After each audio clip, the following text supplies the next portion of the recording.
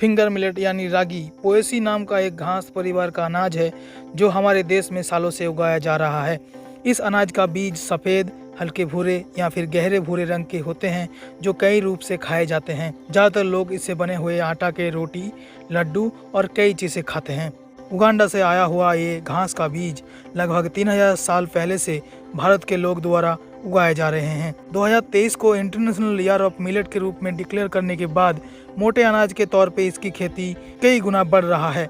इस अनाज को साल भर लगाया जाता है, लेकिन भारत में ज़्यादातर राज्यों में जून जुलाई के महीने में इसका नर्सरी तैयार किया जाता है। सिंचाई वाले क्षेत्र के लिए CO9, CO13, CORA14 और बरसात वाले क्षेत्र के लिए PAYUR1, CO13, CORA14 वैरायटी सबसे पॉपुलर है।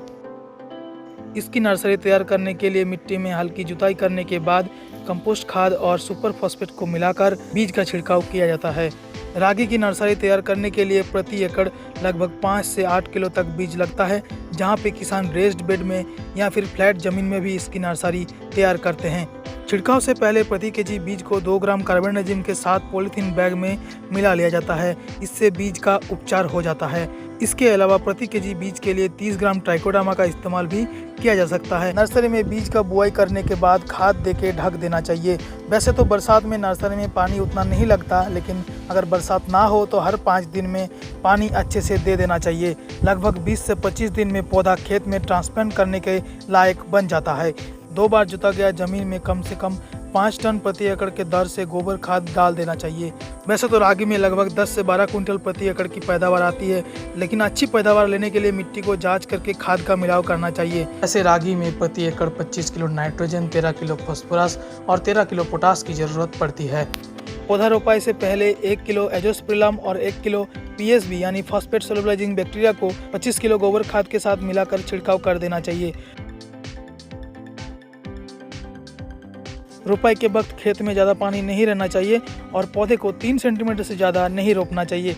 रागी का 2 से 3 पौधे के गुच्छे को 30 बाई 10 सेंटीमीटर के स्पेसिंग में लगाया जाता है। इस समय रोपाई के पहले 50 ग्राम ट्राइकोडर्मा प्रति लीटर पानी में मिलाकर पौधे की जड़ को डुबाकर लगाने से लंबे समय तक पौधे सुरक्षित रहते हैं। 120 दिन अवधि वाले रागी में रोपाई के लगभग 20 से 25 दिन बाद से वेजिटेटिव ग्रोथ शुरू हो जाता है और 60 से 70 दिन के भीतर फूल आना शुरू हो जाता है। 120 दिन के भीतर बीज पक के तैयार हो जाता है, तब हाथ से ऊपर वाला हिस्सा को काट लिया जाता है।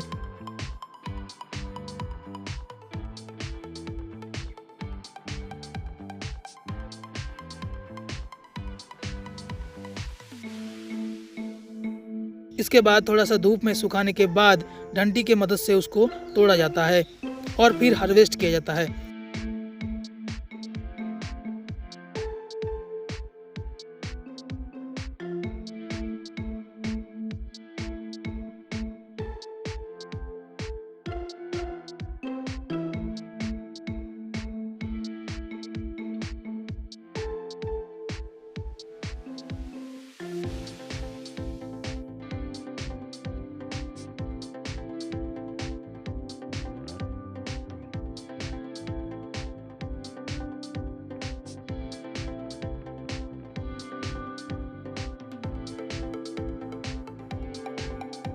रागी के दाने सरसों के दाने जितना छोटा होता है।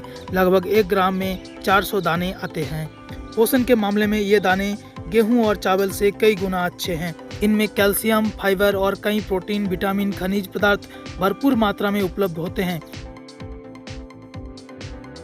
हमारे देश में ज्वार, बाजरा और रागी प्रमुख मोटे अनाज हैं, जिनकी खेती ज़्यादातर किसान करते हैं। इसके अलावा कंगनी, सांवा, कोदो, मिलारी, प्रोसो भी अलग अलग किस्म के मोटे अनाज हैं, जिनमें भी बहुत पौष्टिक गुण उपलब्ध हैं। लेकिन इन अनाज का खेती का सबसे बड़ा समस्या है इनकी मड़ाई और छिलका निकालने की विधि।